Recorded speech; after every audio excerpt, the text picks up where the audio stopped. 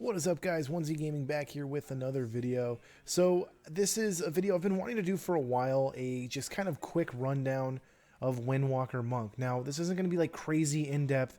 I'm not going to be talking about, hey, this is what you need to be shooting for with relics, and this is the best. You know, it's just going to be a very, very basic guide, kind of like most of my guides with Demon Hunter. I do a few of the in-depth guides, but as far as this, this not being my main, I don't want to like make this in-depth guide and then be wrong. So this is just kind of a rough thing. With that being said, I'm not saying that everything here is concrete. I'm also not saying that I am the master of monks. This particular monk is only an 866 item level and doesn't even have her 35th trait yet on her weapon. So keep that in mind when you're looking at the numbers in this video. Now, this first build that I'm going with Eye of the Tiger, which is my favorite ability at level 15. I'm going with Chi Torpedo at 30, Energizing Elixir at 45, Leg Sweep at 60, which is really the only way to go in my honest opinion. At 75, it doesn't really matter, but I believe I took Diffuse Magic here. 90, I'm using Rushing Jade Wind. And at 100, Whirling Dragon Punch, which is probably my favorite ability for Windwalker Monks, which is kind of weird. A lot of people really like Fists of Fury and stuff. I really like Whirling Dragon Kick.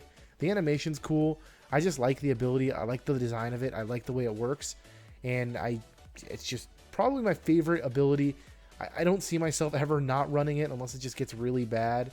Serenity's fine to take there as well. I'm just more of an Earth, Wind, and Fire kind of guy. And I'm also just a Whirling Dragon Punch kind of guy. I think I've been saying Whirling Dragon Kick, but I'm just more of a Whirling Dragon Punch kind of guy. So as far as monks go, it's our that mastery works in the way of, as long as we're not overlapping moves, they do more damage. Now, hit combo is something that you take in single target fights. I switched my spec halfway through this. This is just in Raid Finder, guys. I just wanted to do just a quick Raid Finder, and show it. I'm going with the more AoE builds. That's why I have Rushing Jade Wind, Whirling Dragon Punch again with more AoE, but I use that on single target anyway. And, it's a lot about just not overlapping. Now, I don't have any of the tier yet on this character. I just can't seem to get it even in Raid Finder. I just can't seem to get it to drop. With the tier, the 4-set bonus is just awesome. That 4-set bonus is really nutty. It's really freaking good. The 2-set bonus is good too. I mean, it just makes your Rising Sun Kick that much better. And Rising Sun Kick, becomes very, very important. So my typical opener is I open up with my Earth, Wind, and Fire, my Touch of Death, and I like to hit them with the Artifact Power because I want to get as much damage as I can on them. And then I'll hit them with the Tiger Palm and, Rising Sun Kick, Tiger Palm, and then Fist of Fury. Typically, I haven't like mastered, everything yet. But, I am getting there. I'm seeing how things work. Now, I really, really enjoy the Windwalker Monk. I think that it's one of... and I've been saying this for a while with the Windwalker Monk.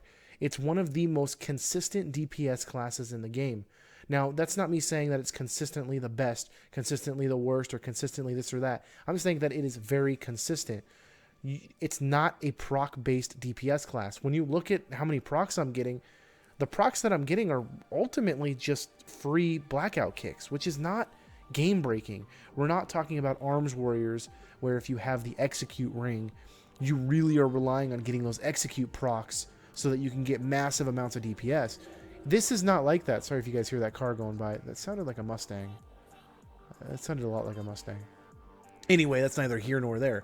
They're very consistent. I really, really like the way that they designed monks. Now, I understand those of you guys that really pay attention to those Noxic meters, and you're looking at that and you're saying, we are in such a bad spot. Now, take those meters with a grain of salt. Those are like the top 5-10% players. I think I said this in my last video as well. If you're not in that top 5 to 10%, which is, there's no shame in that, 90 to 95% of other players that play this game are with you. I'm there. There's really, you kind of take those with a grain of salt. I really enjoy Windwalker Monks. I like bringing them to my raids. I like bringing them to my teams because for better or for worse, you know exactly what you're going to get, especially if you know the player. The main Windwalker Monk buddy that I have, his name is Dizzle. I know what I'm going to get with him. I know that he's, realistically, he's not relying on procs. He doesn't have to, you look at like marksman hunters and all that kind of stuff, and they're like, oh my god, I can't proc. My DPS is so bad right now. And even to a degree, demon hunters are like that too. If you're not proccing your demon's blades and you're not getting your fury, you're literally not doing anything. But in a fight like this, The Rushing Jade Wind is definitely the way to go with this fight. It's very nice now, especially in Raid Finder, because you can just ignore mechanics. Now, don't think that this is how I do it in normal or anything other than this, guys. It's just LFR, so honestly, it's just a face roll. You don't really have to worry about the mechanics. It doesn't really matter. In fact, like, spawning the scorpions is just a lot more fun. Like, let's just be completely honest with it. But as far as the build goes, and as far as where Windwalker monks are in the meta, I really like where they are established in the meta. Like I said, I completely hear where you guys are coming from, seeing them where they're at on the meters themselves, but I really enjoy where they are at. And as you guys can see in the meters, it's me fighting this Ret Paladin. I end up getting him in the end. I'm not entirely sure that we're going to get to the end before we switch to the single target portion of this video, but it is pretty amazing. Now, a couple things that you want to focus on too with your Earth, Wind, and Fire. You want to, and this is something that I'm getting better at too, guys. It's something that I need to work on a lot. You want to pop your Earth, Wind, and Fire when you're I forget what the ability's called, excuse me. When your Fists of Fury gets as many stacks as it can for its increased damage, because when you pop those clones, they're going to come out with those stacks. Now, it also works with hit combo. So if you're running hit combo in your single target, you want to make sure your hit combo's full. This is typically for your second Earth, Wind, and Fire. Your first one's okay to blow with nothing and just kind of burst. But your second one, you kind of want to have all those ducks in a row, so that way they can come out and do the optimal amount of DPS. Now, in AoE fights, you want to pop them and then pop your Rushing Jade Wind. They do Rushing Jade Wind, and you get gnarly amounts of stacks with your Spinning Crane Kick. I mean, it's just, the amount of AoE damage is just nuts. Like, the output is just absolutely insane. But in a fight like this, it's just so much fun. You can just sweeping kick or leg sweep everything down, stun it down, and then do your Rushing Jade Wind and then Spinning Crane Kick everything down. It is such a blast. I had so much fun with this, and then if you time the artifact power correctly, it's just icing on the cake. But in a fight like this is the build that I would absolutely go with. So unfortunately, in the middle of our trash pack, somebody decided to pull the boss. Now again, it's LFR, so it's really not that big of a deal. But really, the only change that I made here is I switched from Rushing Jade Wind to hit combo. That's really the only change I made. Now, there could be other things. A lot of people say, you go Serenity with that for your single target, and that's fine. This is just not what I do. I like going with hit combo. You can switch to Power Strikes. Power Strikes is perfectly fine at 45 if you don't want to use Energizing Elixir. Now, I'll admit that I'm still getting good. I'm still getting better at Energizing Elixir. I'm still getting better at Energizing Elixir. I'm not the best at that ability. It's something that I definitely need to learn and I need to get better at, and it will get better absolutely with time, but it is something that I can absolutely work on. And then with Energizing Elixir, I believe Energizing Elixir does have the higher top end. It gives you the more sustainability. It gives you that reloading ability that is so important for so many classes with those kind of abilities that just let you reload and keep going. But Power Strikes is fine to take. Now, I understand a lot of people say that you have to take Chi Burst at level 15. Now, Chi Burst, it's one of those, you can absolutely take it if you like it. I loved Chi Burst in the expansions prior to this, and for some reason with Legion, I'm not a huge fan of it. I really like Eye of the Tiger. Eye of the Tiger did get a buff in 7.1.5, so that is something that you definitely should keep an eye on.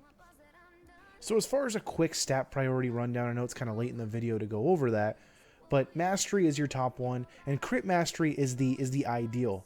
But it's Mastery, Critical Strike, and Mastery is obvious because it's just a straight DPS increase. Critical Strike is the same thing, straight DPS increase. Then it goes Versatility and Haste. Versatility, same thing, DPS increase. As far as Haste being the bottom, it's okay to have Haste on your trinkets and whatnot. That's totally fine. Bloodthirsty Instinct and whatnot, those absolutely fine. I'm currently running an Arcano Crystal and a thrice accursed Compass, I believe is the name of it. I totally forgot. But I'm very fortunate with the trinkets that I have. I really enjoy both of them, and they suit me absolutely just fine. But that is like the quick breakdown. I'm not going to get like into percentages and whatnot. Like, oh, you need 33.7% mastery and 29.6% crit. It's, I'm not going to get into that kind of stuff.